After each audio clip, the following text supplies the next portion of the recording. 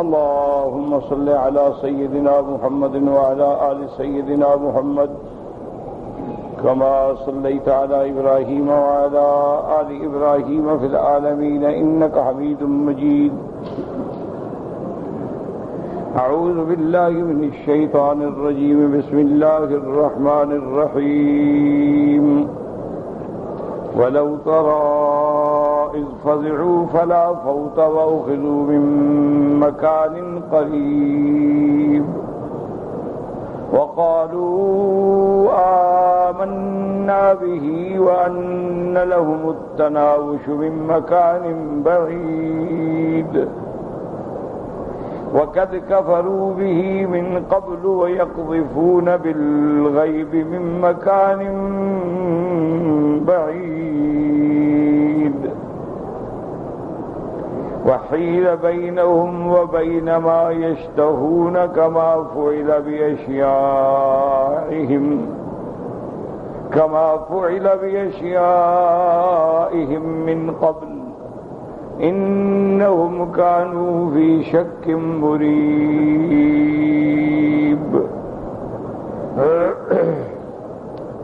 قال المؤلف والمفسر رحمه الله تعالى: أدام النفع بعلومه وعلومكم في الدارين آمين، إلى أن قال: وقوله تبارك وتعالى: وحيل بينهم وبين ما يشتهون. قال الحسن البصري والضحاك وغيرهما يعني الایمان، کہ اب ان کے درمیان اور ایمان کے درمیان میں ایسی رکاوٹ آ گئی جو دور نہیں ہو سکتی. وقال سدی: وحیل بینہم وبین ما یشتہون وہی التوبہ، یعنی اب وہ توبہ کی خواہش کرتے ہیں لیکن ان کے اور توبہ کے درمیان میں آڑ ہو گئی. وهذا اختیار ابن جریر رحمہ اللہ تعالی. وقال مجاہد: وحیل بینہم وبین ما یشتہون من هذه الدنیا من مال وزہرۃ واہل. ان نے فرمایا کہ اب مرنے کے بعد ان کی جو دنیا کے اندر مال تھا، دولت تھی، ان کے پاس جو ظاہری شان و شوکت تھی، ان کے اہل و عیال تھے، ان کے درمیان میں آڑ ہو گئی. اب وہ چاہتے ہیں لیکن نہیں مل سکتے. وروي نحوه عن ابن عمر بن عباس والربيع بن انس رضي الله عنهم وهو قول البخاري وجماعه. والصحيح انه لا منافاة بين القولين، فانه قد هيل بينهم وبين شهواتهم في الدنيا وبين ما طلبوه في الاخره فمنعوا منه. اب مفسر رحمۃ اللہ علیہ فرماتے ہیں کہ دونوں قول کے اندر کوئی منافات نہیں ہے کہ اب مرنے کے بعد نہ تو اب ایمان حاصل ہو سکتا ہے، نہ توبہ نفع دے سکتی ہے، نہ ان کو دنیا کا مال و متاع مل سکتا ہے، اور جو کچھ مانگنا چاہتے ہیں ان کی خواہشات کے درمیان میں رکاوٹ آ گئی. وقد ذكر ابن ابي حاتم ها هنا اثرا غريبا عجيبا جدا فنذكر بطوله. ابو مفسر رحمۃ اللہ علیہ فرماتے ہیں کہ ابن ابی حاتم نے اس آیت اور اس موقع پر ایک قصہ بیان کیا ہے، حالانکہ وہ عجیب بھی ہے، غریب بھی ہے اور اس کے کوئی اعتماد نہیں، لیکن معلومات کے لیے ذکر کیا جاتا ہے. فإنه قال حدثنا محمد بن يحيى قال حدثنا بشر بن حجر الشامي قال حدثنا علي بن منصور الأنباري عن الرقاع بن قطامي عن سعيد بن طريف عن إكرمة بن عباس رضي الله تعالى عنهما في قول الله عز وجل: وحيل بينهم وبين ما يشتهون إلى آخر. قال: كان رجل من بني إسرائيل فاتيا يطه الله تعالى له مالا فمات فرسه ابن له طافي أي فاسد، فكان يعمل في مال الله تعالى بمعاصي الله تعالى عز وجل. اب مفسر رحمۃ اللہ علیہ نے واقعہ بیان کیا ہے کہ ایک آدمی تھا بنی اسرائیل سے، فاتحا یتہ اللہ تعالی لہ مالا، اللہ پاک نے اس کو فاتح بھی بنایا اور اس کے لیے مال کے دروازے بھی کھول دیے. فمات، جب وہ مر گیا تو اس کا وارث جو بنے تو وہ اس کا بیٹا تھا، وہ بہت خراب تھا، وَكَانَ يَعْمَلُ فِي مَالِ اللَّهِ تَعَالَى فِي مَعْصِيَةِ اللَّهِ تَعَالَى عَزَّ وَجَلَّ. اب اس دولت کو اللہ کی نافرمانیوں میں اس کا بیٹا جو تھا وہ خرچ کرتا تھا. تو یہ بھی ایک بہت بڑا امتحان ہوتا ہے. اللہ نہ کرے اگر اولاد صالح نہ ہو تو پھر جو کچھ والدین ساری زندگی محنتیں کرتے رہے وہ الٹا نعوذ باللہ گناہوں میں خرچ ہوئے. اسی لیے تاریخ میں آتا ہے کہ حضرت عمر بن عبدالعزیز رحمت اللہ علیہ جب اپنے زمانے میں خلیفہ بنے اور آخری بیماری میں جب بیمار ہوئے اور بچنے کی امید نہ رہی تو ان کے دوستوں نے آ کے کہا، انہوں نے کہا کہ دیکھو تم نے ساری زندگی فقر و فاقہ میں گزار دی ہے، لیکن تمہاری اولاد ہے، تمہارے بچے ہیں، ان کے لیے تم نے کچھ بھی نہیں بنایا. جو تمہاری اپنی چیز تھی وہ بھی تم نے اللہ کے راستے میں ختم کر دی. تو کچھ نہ کچھ تو اولاد کے لیے بھی تم چھوڑ جاتے. اور شریعت میں یہ منع نہیں ہے کہ آدمی اولاد کے لیے کچھ نہ بنائے. حضور نے فرمایا کچھ بناؤ، بہتر ہے کہ تمہاری موت کے بعد یہ نہ ہو کہ وہ لوگوں سے بھیک مانگتے پھریں. ان یترک آلتک اغنیاء خیر من ان یتکفف الناس. حضور نے فرمایا اپنے بچوں کو غنی چھوڑ جاؤ، یہ نہ ہو کہ تمہاری موت کے بعد وہ بیچارے بھیک مانگتے پھریں. لیکن اس کے ساتھ یہ بھی دیکھنا پڑتا ہے کہ بھی میری اولاد میں صلاح ہے یا نہیں. تو انہوں نے کہا عمر بن عبدالعزیز سے کہ اب اتنا وقت تو رہا نہیں کہ تم اپنی جائیداد بناؤ، تو تم ایسا کرو کہ امیر المؤمنین کو لکھو، ولید بن عبد الملک کو، اور تمہاری اولاد کے لیے وہ کچھ دے دیں گے، کوئی مسئلہ ہی نہیں ہے، کوئی جاگیر وقف کر دیں گے، کوئی علاقہ وقف کر دیں گے. تو حضرت عمر بن عبدالعزیز رحمت اللہ علیہ نے دوستوں سے فرمایا کہ دیکھو میرے بھائی، میری اولاد جو ہے یا تو وہ صالحین میں ہوں گے یا طالحین میں ہوں گے. یعنی میرے مرنے کے بعد یا تو وہ اچھے ہوں گے، صالح ہوں گے، یا نعوذ باللہ وہ غلط کار ہوں گے. کیونکہ یہ آدمی اچھا ہوگا یا برا ہوگا، اس کے علاوہ تو کوئی تیسری قسم نہیں ہے نا، کہ یا تو بندہ صالحین میں ہوگا یا بندہ طالحین میں ہوگا. تو فرمایا کہ اگر میری اولاد کو اللہ نے صالحین میں بنا دیا تو اللہ کا قرآن میں وعدہ ہے کہ ان ولی اللہ الذی نزل الکتاب وہو یتولی الصالحین. صالحین کا متولی اللہ ہے، تو اللہ ان کو خود دے گا. اور اگر میری اولاد طالحین میں ہے تو پھر میری کمائی کو گناہوں میں خرچ کریں، میں کیوں شریک ہوں ان کے گناہ میں؟ کہ کما کے میں دے جاؤں، کل کو خرچ کریں گناہوں میں، تو میں بھی تو شریک ہوں نا کہ میرا مال خرچ ہو رہا ہے. اس لیے میں نے اپنی اولادوں کو اللہ کے توکل پہ چھوڑ دیا ہے، جو اللہ چاہیں گے کر دیں گے. لیکن یہ اللہ والوں کے مسئلے ہیں، عام آدمی کا نہیں ہے. عام آدمی کو یہی چاہیے کہ اپنی اولاد کے لیے کچھ کر جائے، لیکن ذرائع حلال کے ہوں، اس میں حرام نہ ہو، اس میں کسی قسم کا ظلم نہ ہو. اور پھر یہ بھی دیکھے کہ اگر میری اولاد میں صلاح ہے تو الحمدللہ، ورنہ اپنی زندگی میں 1/3 حصے تک اس کو شریعت کے اندر خیرات کرنے کا حق ہے. لہذا اپنی زندگی کے اندر کوئی صدقات جاریہ، کوئی مدرسہ، کوئی مسجد، کوئی سرائے، کوئی مسافر خانہ، کوئی ایسی چیزیں بنا جائے تاکہ اگر اولاد اس کے لیے کچھ نہ کرے تو اس کا اپنا تو کوئی صدقہ جاریہ موجود ہو جو اس کو قبر کے بعد فائدہ پہنچائے. تو اس لیے فرماتے ہیں کہ اس بندے کے بعد بڑا مال تھا لیکن بیٹا خراب نکلا. فَلَمَّا رَأَى ذَلِكَ أَخْوَاتُ أَبِيهِ أَتَوَّا الْفَتَىٰ فَعَزَلُوهُ وَلَامُوهُ وَزَجَرَ الْفَتَىٰ فَبَاعَ عِقَارَهُ بِصَامِتٍ ثُمَّ رَحَلَ. اب کہتے ہیں کہ اس کی بہنیں تھیں باپ کی طرف سے، وہ آئیں اور انہوں نے آ کے اس بھائی کو سمجھایا کہ بھئی تم عقل کرو. انہوں نے اس کو ملامت کی اور نصیحت کی کہ تم کیوں اللہ تبارک و تعالیٰ کے مال کو گناہوں میں خرچ کر رہے ہو. اب وہ نوجوان جو تھا وہ ان کی نصیحت پر سمجھنے کے بجائے ناراض ہو گیا.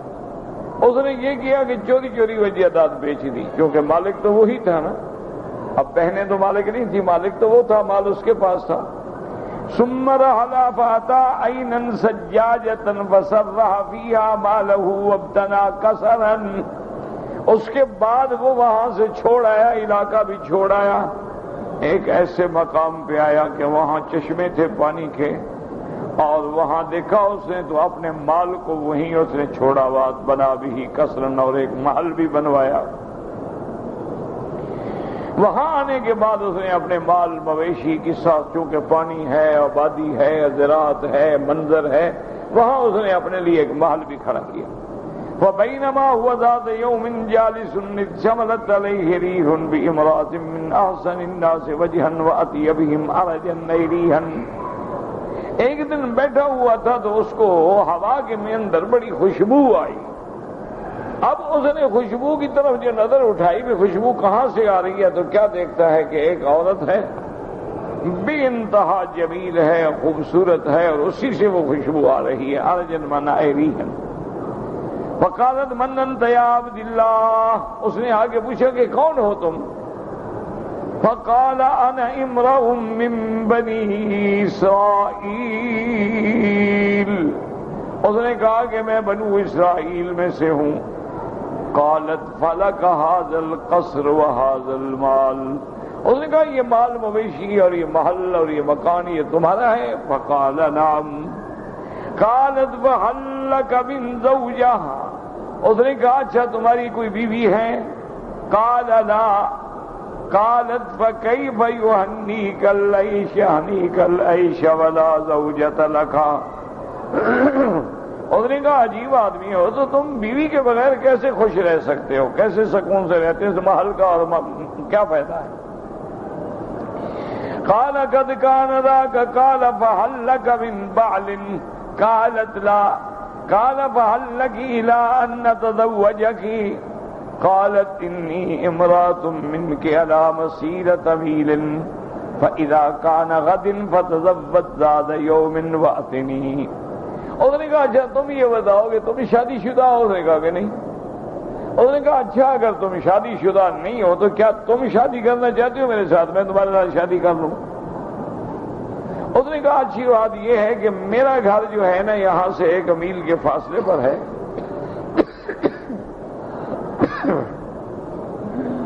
تو تم کل تیار ہو کے وہاں آ جانا۔ وَإِن رَأَيْتَ فِي طَرِيقِكَ هَوْلًا فَلَا يَهُولَنَّكَ، اور جب تم میری طرف آ رہے ہو نا راستے میں اگر تمہیں کوئی بلائیں ڈرانے والی نظر آئے تو ڈرنا شرنا نہیں۔ فَلَمَّا كَانَ مِنَ الْغَدِّ تَزَوَّدَ ذَاتَ يَوْمٍ وَانطَلَقَ، دوسرے دن اس نے اپنا سامان اٹھایا، کھانے پینے کا انتظام کیا اور اس کے بعد چل پڑا۔ فانتہا الی قصر فقرأ رتاجہ فخرج الیہ، آگے آیا تو ایک بہترین محل ہے، اس نے جا کے آواز دی، کھٹکھٹایا دروازہ۔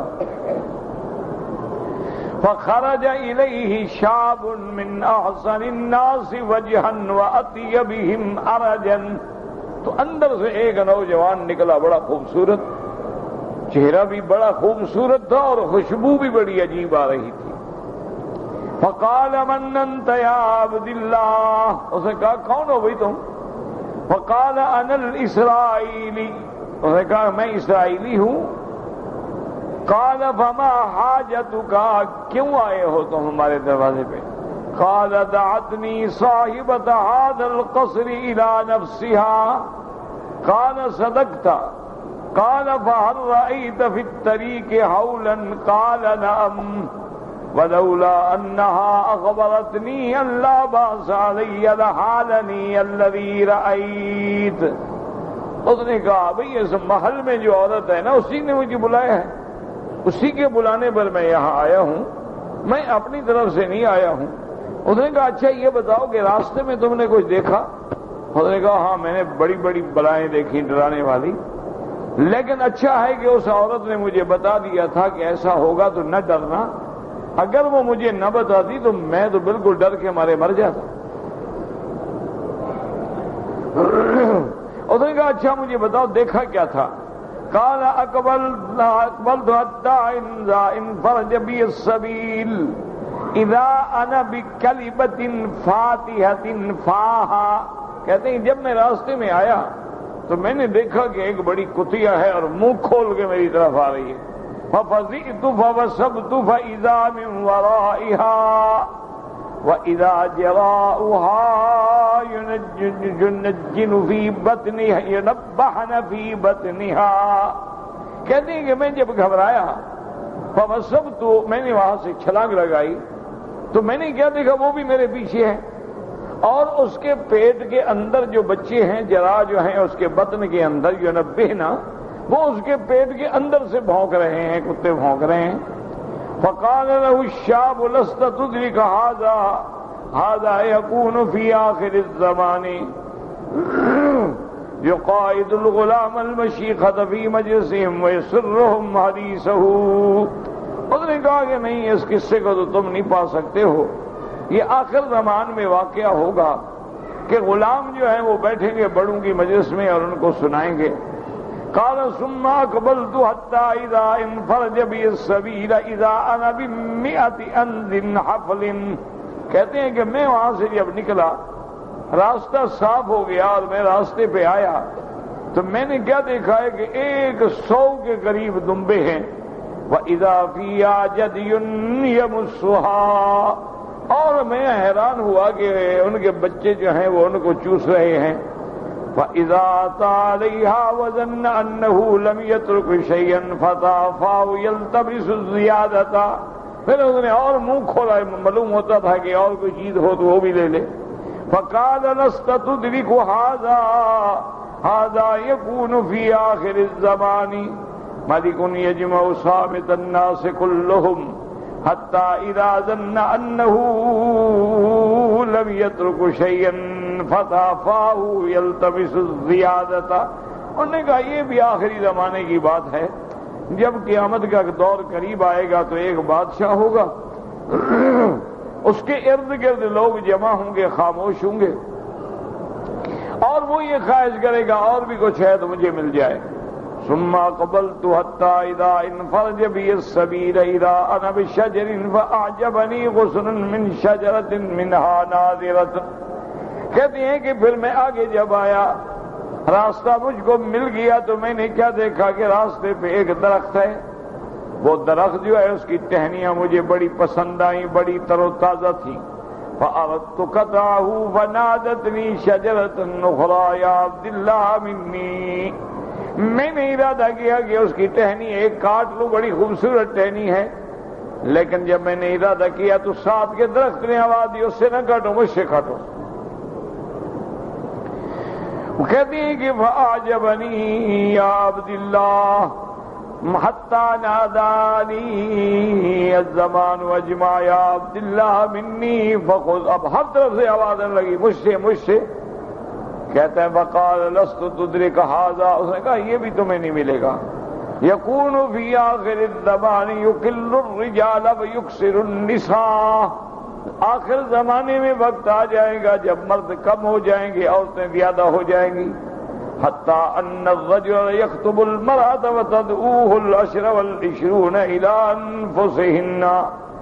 اب اگر کوئی مرد خواہش کرے گا کہ میں شادی کروں تو ایک نہیں بلکہ 10 20 عورتیں کہیں گی میں کرتی ہوں، وہ کہے گی میں کرتی ہوں. قال ثم أقبلت حتى إذا انفرج بي السبيل فإذا أنا برجل قائم على عين يغرف لكل إنسان من الماء. کہتے ہیں کہ پھر جب میں راستے پہ چل پڑا تو میں نے دیکھا کہ ایک بندہ ہے، ایک چشمے پہ کھڑا ہے اور لوگ آتے ہیں ان کو بھر بھر کے پانی پلا رہا ہے. فإذا تصدوا أنه صب في جرتي فلم تعلق جرته من الماء بشيء. اس کے بعد جب سب لوگوں نے پی لیا تو اس نے اپنی مشکیدہ میں ڈالا، معلوم ہی نہیں ہوتا تھا کہ کوئی چیز ہے. قال لست تدرك هذا. اس نے کہا یہ بھی تمہیں نہیں ملے گا موقع. هذا يكون في آخر الزمان القاص يعلم الناس العلم ثم يخالفهم إلى معاصي الله تعالى. یہ آخر زمانے کا دور ہوگا کہ جب قصے کرنے والے واعظ کرنے والے لوگ ہوں گے، لوگوں کو تو نصیحتیں کریں گے لیکن آپ خود عمل صالح نہیں کریں گے، بلکہ معاصی اللہ کی نافرمانی میں مبتلا ہوں گے۔ قال ثم اقبلت حتى اذا انفرج بي السبيل اذا انا بانزل واذا بقوم قد اخذوا بقوائمها واذا رجل قد اخذ بقرنيها واذا رجل قد اخذ بذنبها واذا راكب قد ركبها واذا رجل يحتلبها۔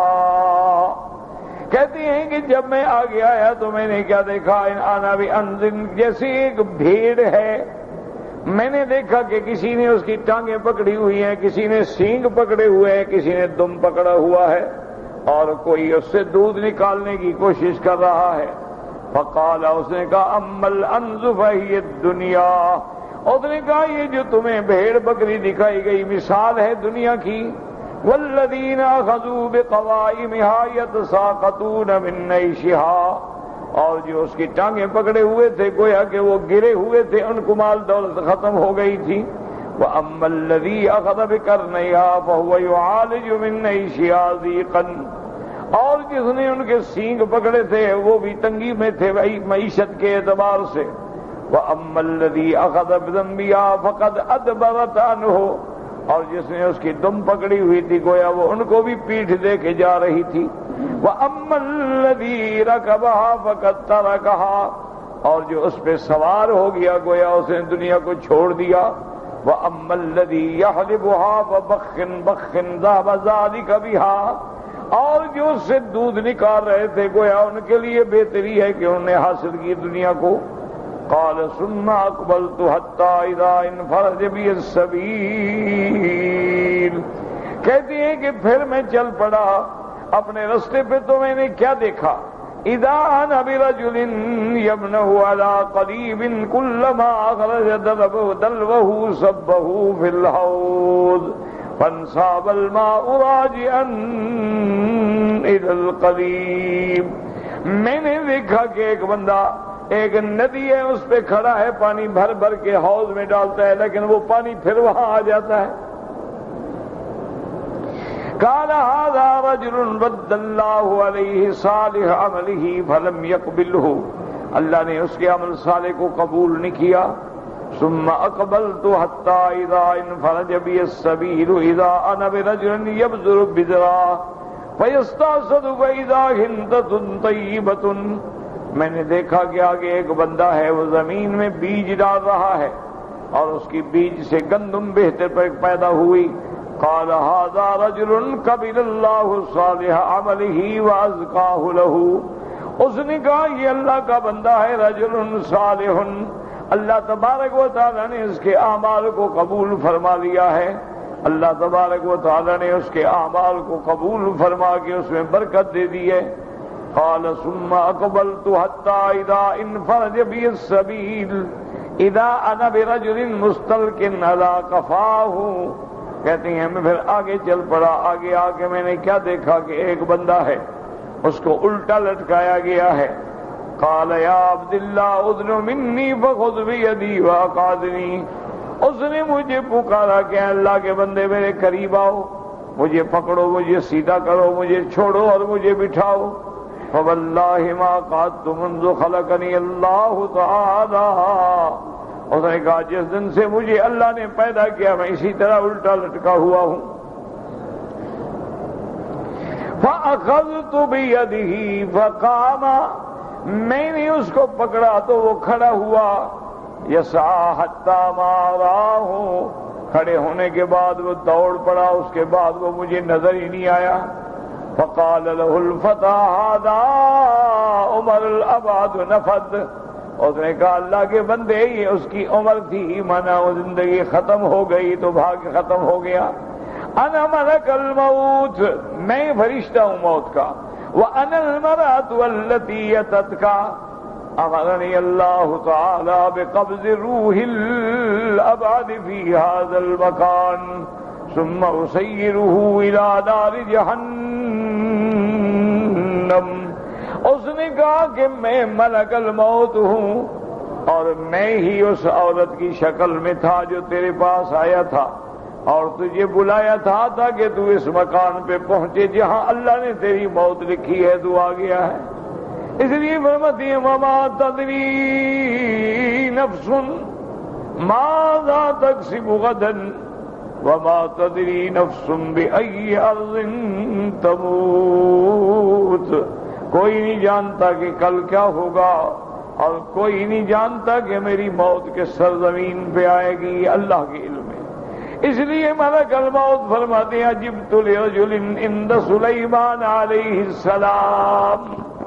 حضرت ملک الموت فرماتے ہیں روایات متقدمہ کتب سابقہ میں ہے کہ میں نے بڑا تعجب کیا کہ ایک بندہ ہے، اس کی موت تو لکھی ہے فلاں مقام پر اور وہ حضرت سلیمان کی مجلس میں بیٹھا ہے اور وہاں سے وہ جگہ سینکڑوں میل دور ہے۔ میں نے کہا یہ تو یہاں بیٹھا ہوا ہے، موت اس کی لکھی ہے اللہ نے فلانی جگہ پر، یہ وہاں کیسے پہنچے گا؟ تو کہتے ہیں کہ ابھی میں یہ سوچ رہا تھا کہ وہ بندہ کھڑا ہوا اور اس نے حضرت سلیمان علیہ السلام سے عرض کیا، انہوں نے کہا کہ مہربانی کریں مجھے اپنے مقام پہ بڑا ضروری پہنچنا ہے اور میرے پاس سواری نہیں ہے، آپ کسی جن کو حکم دیں کہ مجھے جلدی اڑا کے پہنچا دیں۔ تو حضرت نے ایک جن کو حکم دیا، جن نے کندھے پہ بٹھایا اور اڑ گیا۔ تو ملک الموت فرماتے ہیں میں ہنس رہا تھا کہ دیکھو اپنی موت کے لیے کیسے تیز تیز جا رہا ہے کہ جلدی پہنچو بتا کہ وقت میں میری موت آ جائے۔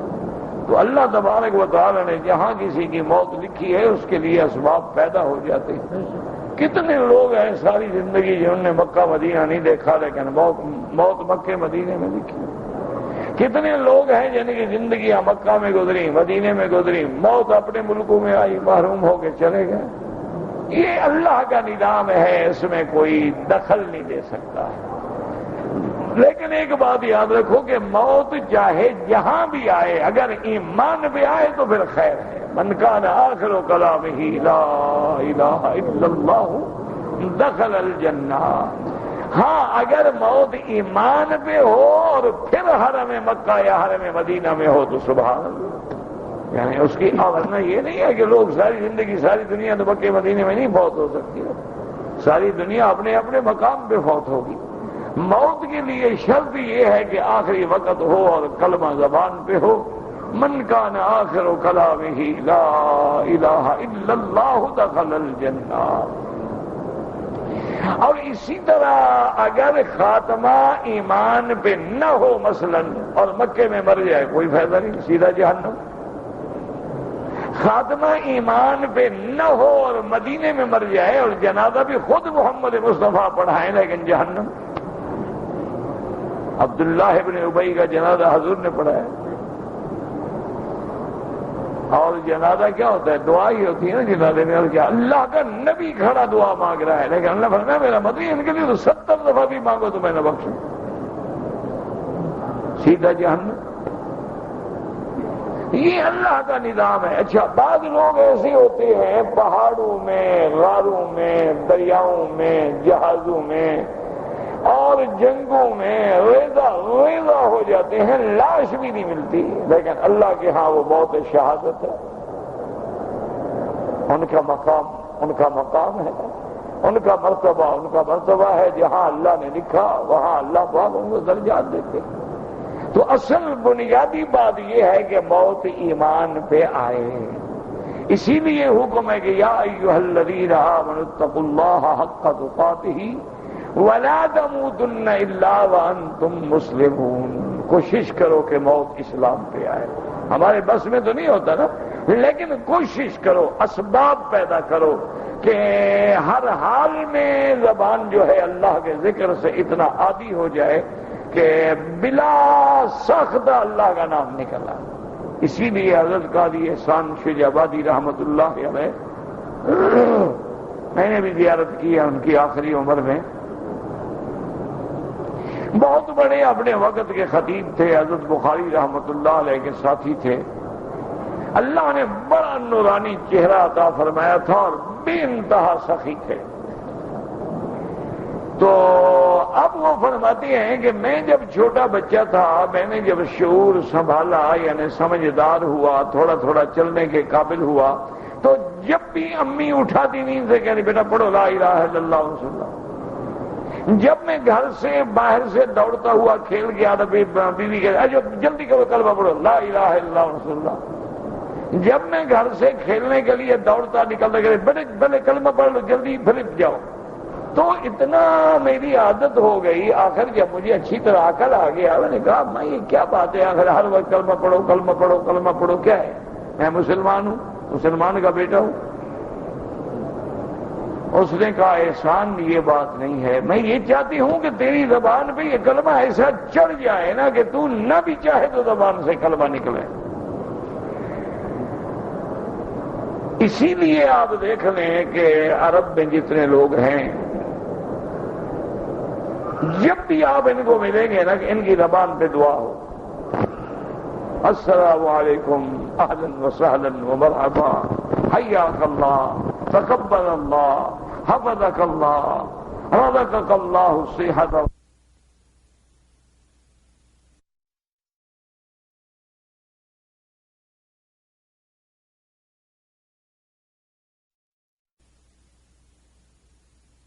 جلدی بھی جا رہے ہوں گے تو کہیں یا رب سترہ کا وافق، یا اللہ یا اللہ۔ تو یہ وجہ کیا ہے کہ یہی کلمات جو ہیں پھر آدمی کی زبان پہ چڑھ جاتے ہیں۔ ہمارے لوگ جب بھی ملیں گے ایک دوسرے کو گالیاں دیں گے، وہ کہے گے یار اتنا عرصہ ہو گیا الو کے پٹھے تم کہاں تھے؟ انہوں نے کہا یار کتے کا بچہ میں یہیں تو تھا۔ تو پھر زبان میں موت وقتی ہے، یہ الو کا پٹھا اور کتے کا بچہ ہوگا۔ انا للہ و انا الیہ راجعون۔ اپنی زبانوں کو اللہ کے ذکر سے تر و تازہ کرو۔ لا یزال لسانک رطبا الا بذکر اللہ۔ حضور نے فرمایا تیری زبان جو ہے اللہ کے ذکر سے ہر وقت تر و تازہ ہونا چاہیے۔ اسی لیے علماء جو تھے، اولیاء اللہ جو تھے، اسی لیے وہ مشق کرواتے تھے ذکر اللہ کی، کہ آدمی کے کثرت سے اتنی مشق ہو جائے کہ حتیٰ کہ اس کی زبان ہے، اس کا دل ہے، اس کے روئیں روئیں سے اللہ کا نام نکلے۔ اللہ تبارک و تعالی سے دعا کیا کریں کہ بس اللہ حسن خاتمہ نصیب فرما دے۔ اور بھائی زندگی تو گزر جاتی ہے یار، یہ امیروں کی بھی گزر جاتی ہے تو غریبوں کی بھی گزر جاتی ہے۔ جو لوگ رات کو محلوں میں سوتے ہیں ان کی بھی گزر جاتی ہے، فٹ پاتھ پہ سونے والوں کی بھی گزر جاتی ہے۔ اصل بات تو یہ ہے کہ اگلی منزل آسان ہو گئی، اگلی منزل آسان۔ اسی لیے حدیث میں آتا ہے نا کہ جب شہید کو اللہ مرتبے دیں گے جنت میں، تو پھر اس کو اللہ فرمائیں گے کوئی خواہش ہے تمہاری؟ وہ کہے گا اللہ میں ایک خواہش ہے، ایک دفعہ مجھے دنیا میں پھر بھیج دے، پھر تیرے راستے میں شہید ہو جاؤں۔ ثم احیا ثم اقتل ثم احیا ثم اقتل ثم احیا ثم اقتل۔ اسی لیے صحابہ جب میدان جنگ میں شہید ہوتے کہتے فزت ورب الکعبہ، مجھے رب کعبہ کی قسم میں کامیاب ہو گیا۔ وجہ کیا تھی کہ انجام خیر ہو گیا، کامیاب تو ہو گیا نا۔ اس لیے ہمیشہ صحابہ فزت ورب الکعبہ تھی، ہمیشہ قسم۔ سیدنا علی رضی اللہ تعالی عنہ کو دوستوں نے کہا کہ حضرت آپ جنگ کے میدان میں ذرا غفلت فرماتے ہیں، غصے میں جلال میں آ جاتے ہیں نا، دشمنوں میں گھس جاتے ہیں، یہ نہ کیا کرو۔ ایک آدمی 2 سے لڑے گا، 5 سے 10 سے، اب 200 سے تو نہیں لڑ سکتا ہے نا۔ حضرت نے فرمایا یار کیا کہتے ہو، میری موت مجھ سے ڈر کے بھاگ جاتی ہے۔ انہوں نے کہا موت بھی بندے سے ڈرتی ہے؟ انہوں نے کہا ہاں بالکل۔ کیسے ڈرتی ہے؟ انہوں نے کہا اللہ کے بندے یہ بتاؤ موت وقت پہ آئے گی یا پہلے بھی آئے گی؟ انہوں نے کہا وقت پہ آئے گی۔ انہوں نے کہا جب وقت نہیں آئے تو بھاگ جاتی ہے نا، کہ ابھی وقت آیا نہیں کیسے آؤں؟ تو جب موت خود بھاگ رہی ہے اور وقت پہ آئے گی تو مجھے ڈرنے کی کیا ضرورت ہے؟ تو یہ مقام کی باتیں ہیں، آپ کی ہماری باتیں نہیں ہیں۔ بہرحال احب الصالحین ولست منہم، ہم ان لوگوں کو محبت تو کریں وہ ان میں نہ ہوں۔ اس لیے فرماتی ہے کہ بروان المرأۃ التی اتت کا، وہ عورت بھی میں تھی۔ امرنی اللہ بک تعالی بقبض روح الابعد فی ھذا المکان، اللہ نے مجھے حکم دیا تھا اے اللہ کی رحمتوں سے دور بندے کہ تیری اسی جگہ موت آئے گی اور تیری روح قبض کرنے کے بعد تجھے جہنم کی آگ میں ڈالا جائے گا۔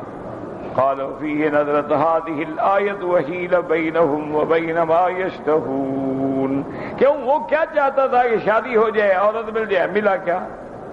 تو حیل بینہم وبین ما یشتہون. لیکن هذا اصل غریب وفی صحته نظر، یہ صحیح نہیں ہے. وتنزیل الآیت علیہ وفی حقہ بمعنی ان الکفار کلهم یتوفون وارواحهم متعلقۃ بالحیاۃ الدنیا. اصل بات یہ ہے کہ جب کافر مرتے ہیں تو ان کی روحیں جو ہیں وہ دنیا میں اٹکی ہوئی ہوتی ہیں. کما جرا لہذا المغرور المفتون، جیسے اس کے ساتھ ہوا کہ اپنی جائیدادوں کو تباہ کیا، گھر والوں کو چھوڑا، ان کے حق کھائے، مال لے کے دوڑا، انجام کیا ملا؟ جہنم. ذهب بطلب مراده فجاءه ملك الموت فجاءة بغتة وحيل بينه وبين ما يشتهي. وقوله تعالى كما فعل بأشيائهم من قبل، أي كما جرى للأمم الماضية المكذبة بالرسل لما جاءهم بأس الله تمنوا أن لو آمنوا فلم يقبل منهم.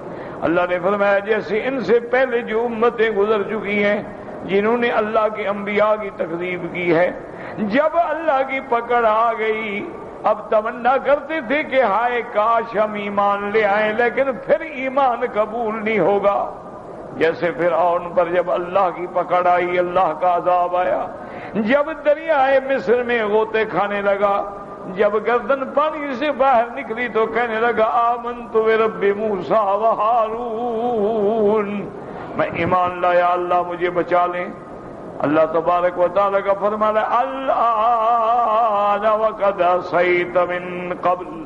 اللہ فرمائیں گے بدبخت اب تجھے ایمان یاد آیا، اس سے پہلے تو نافرمانیوں میں مبتلا رہا، ظلم کرتا رہا، جب عذاب آ گیا تو اب ایمان قبول نہیں ہوگا.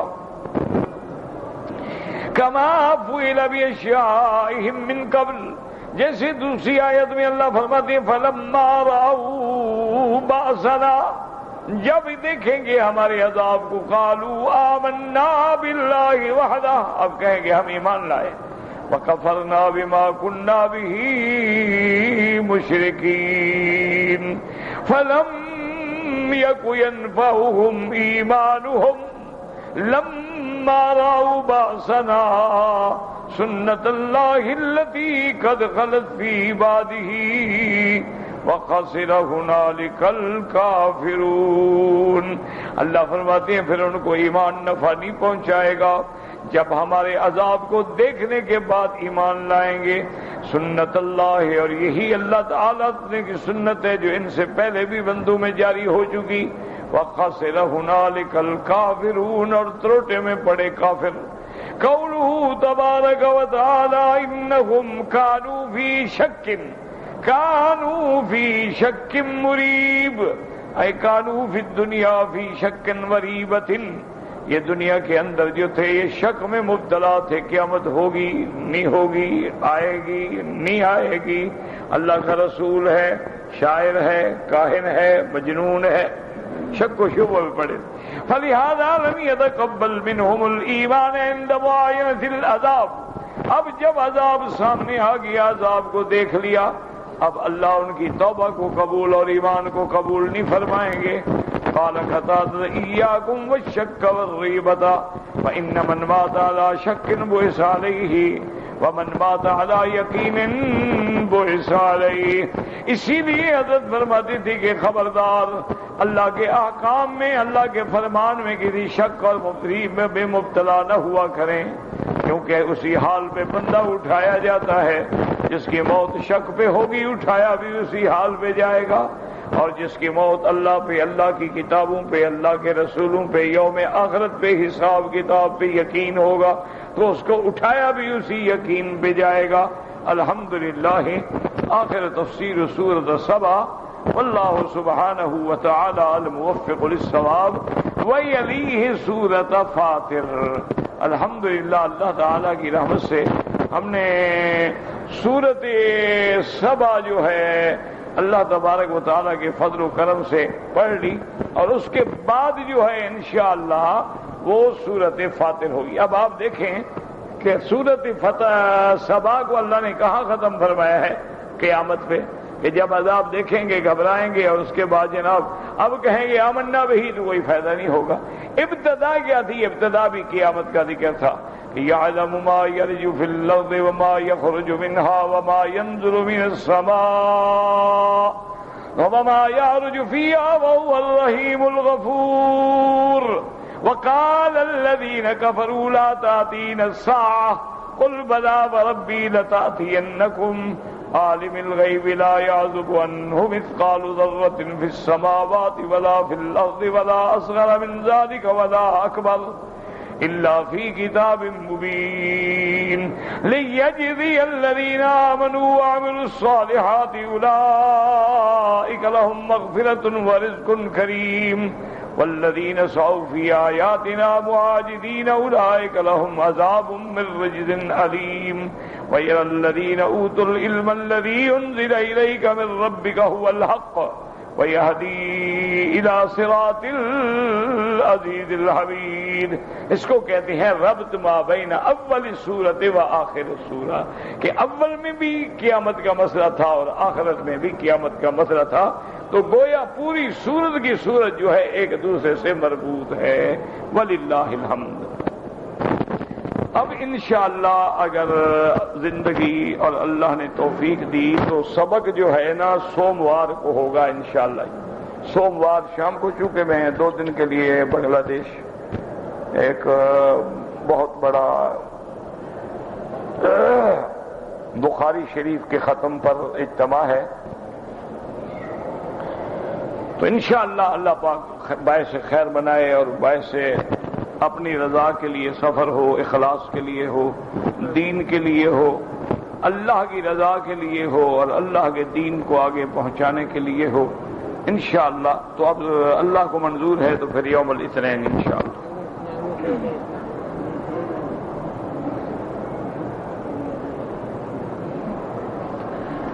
کہتے ہیں کہ میں نے ایک پلاٹ خریدا ہے اس نیت سے کہ اس میں گھر بناؤں گا، لیکن میں نے ابھی تک گھر نہیں بنایا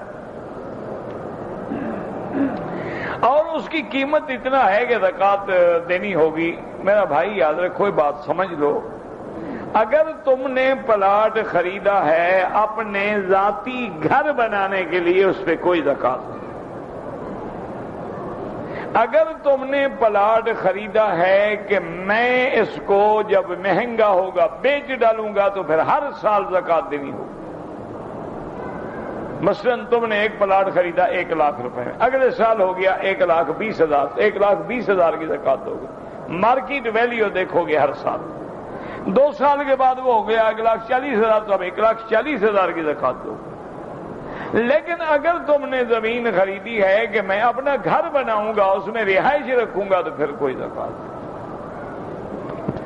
اچھا، اسی طرح یاد رکھیں کہ مثلا ایک آدمی نے پلاٹ خریدا ہے کہ میں یہاں پر مارکیٹ بناؤں گا اور پلازا بناؤں گا اور دکانیں بناؤں گا اور فلاں بناؤں گا، تو اب اس کی زکوٰۃ دیتا رہے گا۔ جس دن وہ عمارت بن جائے گی اب کرائے پہ زکوٰۃ ہوگی، اصل قیمت پہ زکوٰۃ نہیں ہوگی۔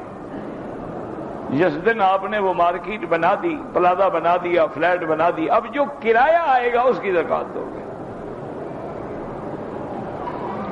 واللہ عالم۔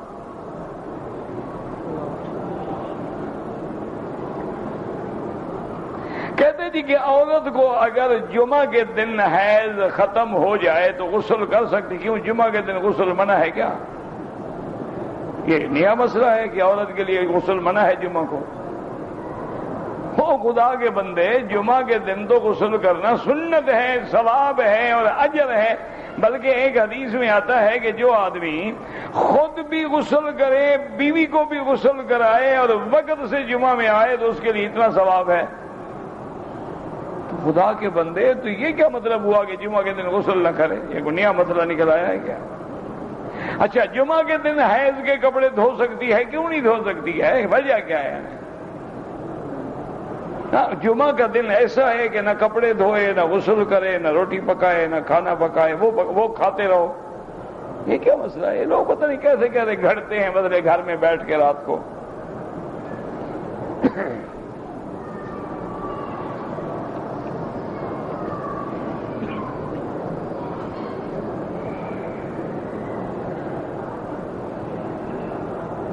ایک آدمی کا تبادلہ ہوا جیزان سے جدہ، پھر وہ اپنے جدے کے دفتر میں نوکری پہ آ گیا، اس کے بعد اس نے 10 دن کی چھٹی دی اور مکہ شریف گیا، پھر مسجد عائشہ سے 8 ذی الحجہ کو حج کا احرام باندھا، حج کیا، بالکل ٹھیک کیا، کیونکہ اس کو احرام باندھنا چاہیے تھا جدہ سے۔ تو اب وہ جدہ تو واپس نہیں جا سکتا تھا بیچارہ، تو حد حرم کے باہر سے جا کے باندھ لیا، ٹھیک ہو، کوئی دم شم نہیں، بالکل اس نے صحیح عمل کیا ہے۔ اب یہ پتہ نہیں کون بے وقوف ہے، منگل کے دن کپڑے دھونا جائز ہے؟ انا للہ و انا الیہ راجعون، پتہ نہیں کون، کبھی جمعہ پوچھتا ہے، کبھی منگل پوچھتا ہے، کیا کرے آدمی؟ کہتے ہیں جی کہ بھائی اپنا بعض بزرگوں نے لکھا ہے کہ قل رب ادخلنی مدخل صدق واخرجنی مخرج صدق واجعل لی من لدنک سلطانا نصیرا، یہ آیت 3 دفعہ پڑھ کے ہر نماز کے بعد دعا کیا کرے تو اللہ شوگر کی بیماری سے بچاتے ہیں، اللہ عالم۔ بہرحال قرآن ہے، شفا ہے، پڑھنے میں تکلیف کیا ہے؟ فائدہ نہ ہو ثواب تو ملے گا نا۔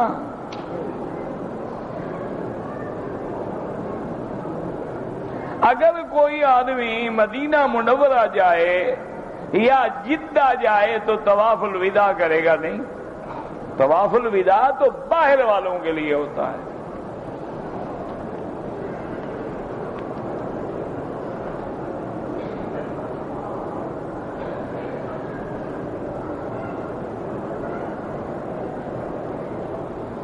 ایک آدمی نے امامت کرائی، 4 رکعت نماز تھی، وہ تیسری رکعت میں بیٹھ گیا، اب مقتدیوں نے سبحان اللہ کہا تو کھڑا ہو گیا، پھر اس نے 4تھی رکعت پوری کی، سجدہ صاحب نہیں کیا، ٹھیک ہے، سجدہ صاحب تو تب کرے کہ کچھ پڑھ جائے، بیٹھا انہوں نے کہا سبحان اللہ، کھڑا ہو گیا۔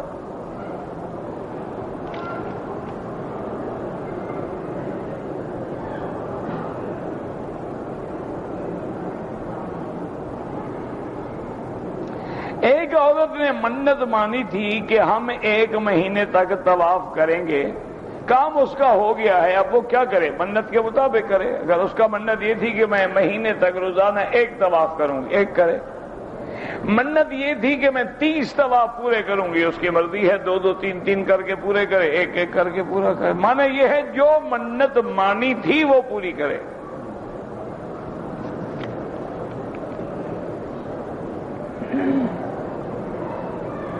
کہتے جی کہ اللہ کے ارادے کے بغیر کوئی کام نہیں ہو سکتا۔ اگر کوئی آدمی گناہ کرتا ہے، بالکل ہر چیز میں اللہ کے حکم کے بغیر کچھ نہیں ہو سکتا، لیکن تمہیں بتا دیا ہے نا اللہ نے کہ یہ حلال ہے، یہ حرام ہے، اب کھا رہے ہو تو تمہیں بھی تو اختیار دیا ہے نا اس نے۔ باقی تمہارے ہاتھ پاؤں کس نے بنائے ہیں؟ تمہیں طاقت کس نے دی ہے؟ تو جب چوری کر رہے ہو طاقت کس نے دی ہے؟ تو ہر چیز تو اسی کے حکم سے ہے، لیکن اس نے تمہیں بتا دیا ہے کہ یہ حلال ہے، یہ حرام ہے، یہ راستہ مسجد کو جاتا ہے، یہ شراب خانے کو جاتا ہے، اب اگر ادھر جاؤ گے اجر ہے، ادھر جاؤ گے گناہ ہے، تو اس نے تمہیں بھی اختیار دیا ہے، لیکن تمہیں ایسا اختیار میں آمر مطلق نہیں بنا دیا کہ اب جو چاہو اللہ کچھ نہیں کر سکتا، نہ، پھر تمہارا اختیار بھی اسی کے تابع ہے۔ اس کی مثال علماء سمجھانے کے لیے یوں دیتے ہیں کہ ایک آدمی مثلا یہ بچہ یا جوان کھڑا ہے، اس کو کہو بھی 1 ٹانگ اٹھاؤ تو 1 پاؤں اٹھا لے گا، 1 پاؤں پہ کھڑا، اب کہو دوسرا اٹھاؤ، وہ دوسرا نہیں اٹھا تو بس اتنا ہی تمہارا اختیار ہے۔ 1 پاؤں اٹھانے کا اختیار تو ہے نا، لیکن دوسرے کا نہیں ہے، کیونکہ تمہارا پھر اختیار اللہ کے تابع ہے۔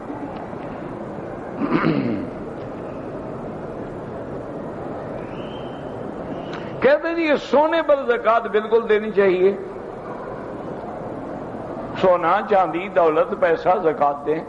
فرق اتنا ہے کہ امام احمد ابن حنبل رحمت اللہ علیہ فرماتے ہیں کہ جو زیور عورت اپنے استعمال میں رکھتی ہے، چاہے شادی پہ کبھی کبھی پہنے، اس پہ زکوٰۃ نہیں ہے، لیکن امام ابو حنیفہ رحمۃ اللہ علیہ فرماتے ہیں چاہے اپنے استعمال کے لیے ہے، بیچنے کے لیے ہے، رکھنے، سب پہ زکوٰۃ ہے۔ بہرحال یہ احتیاط کے مسائل ہیں، اللہ تمام ائمہ پہ کروڑوں رحمتیں فرمائے۔ اب دیکھو مثال کے طور پہ ایک بات سمجھو، قیامت والے دن اللہ نے فرما دیا کہ میرے بندی تمہارے جو زیور پہننے والے تھے اس پہ زکوٰۃ ہے ہی نہیں، تم نے زکوٰۃ دی، تو جس نے دی تھی وہ کیا ہوگا؟ ثواب ہو جائے گا، نفلی صدقہ ہو جائے گا۔ اچھا اگر قیامت میں فیصلہ ہو جائے کہ زکوٰۃ ضروری دینی تھی اور آپ نے نہیں دی، اب کیا کریں گے آپ؟ اس لیے ہر امام کی ایک فہم ہوتی ہے کہ بھئی تم اگر صدقہ، اور پھر ایک حدیث بھی آتی ہے، حضور پاک نے ایک عورت کے ہاتھ میں کنگن دیکھے تو آپ نے فرمایا تم نے کہا سواران فی النار اور سواران من النار او کما قال النبی صلی اللہ علیہ وسلم نے فرمایا یہ کنگن جہنم کے کنگن بن جائیں گے اگر تم نے زکوٰۃ نہ دی، تو وہ تو پہنے ہوئے تھی۔ تو اس لیے ہمیشہ یاد رکھا کریں کہ اللہ آپ کو بھی مجھے بھی ادب دے اور ائمہ کرام محدثین مجتہدین علماء کی ادب کرنے کی توفیق دے۔ ہمیشہ اصولی بات یاد رکھو، مثال کے طور پر نماز کے مسائل ہیں تو کسی حدیث کی کتاب میں کتاب الصلاۃ کھول کے ساری حدیثیں پڑھ جاؤ، پھر فیصلہ کرو، پھر تمہاری عقل کھلے گی کہ ہاں بھائی کوئی امام گھر سے تو نہیں کہتا، حدیث تو ہے۔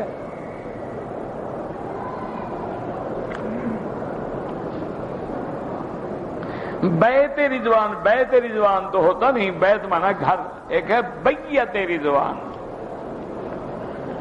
بیعت جو ہے وہ عین کے ساتھ لکھا جاتا ہے اور وہ ہے مقام حدیبیہ جس کو آج کل شمیسی کہتے ہیں، واللہ اعلم۔ ربنا تقبل منا انک انت السمیع العلیم وتب علینا انک انت التواب الرحیم۔ یا حی یا قیوم یا ذا الجلال والاکرام، یا حی یا قیوم یا ذا الجلال والاکرام، یا حی یا قیوم یا ذا الجلال والاکرام، یا حی یا قیوم برحمتک نستغیث، یا غیاث المستغیثین اغثنا اغثنا اغثنا، علیک توکلنا والیک انبنا، اللهم انزل علينا الغيث ولا تجعلنا من القانطين برحمتك يا ارحم الراحمين، یا مسبب الاسباب، یا مفتح الابواب، یا دلیل المتحیرین، یا مفرح المحزونین، یا غیاث المستغیثین اغثنا اغثنا اغثنا، اللهم اصلحنا واصلح بنا واصلح اولادنا واولاد المسلمین، اللهم اصلح شبابنا وشباب المسلمین، اللهم اصلح بناتنا وبنات المسلمين، اللهم اصلح احوالنا واحوال المسلمين، اللهم اصلح ذرياتنا وذريات المسلمين، اللهم اجعلنا واجعلهم من عبادك الصالحين